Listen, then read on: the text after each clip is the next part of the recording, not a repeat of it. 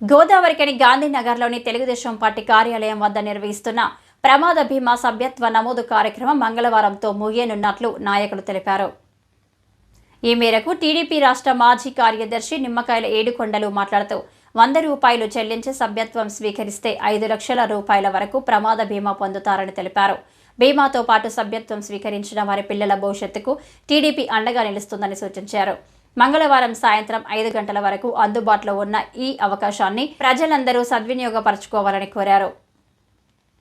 ఈరోజు 30వ తారీఖు, రేపు 31వ తారీఖుగా వరకు కూడా ఉంటుందని, లాస్ట్గా జరుగుతుందని, సభ్యత్వం తొందరగా తీసుకుంటారని తెలుగుదేశం పార్టీ తరఫున మీ అందరినీ కోరడం జరుగుతుంది.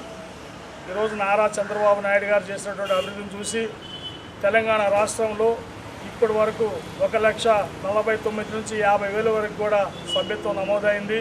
ఈ యొక్క నారా చంద్రబాబు నాయుడు గారి ఆదేశాల మేరకు రామగుండం నియోజకవర్గంలో కూడా గత 2 నెలల నుండి ఈ యొక్క సభ్యత్వం చేయడం జరుగుతోంది.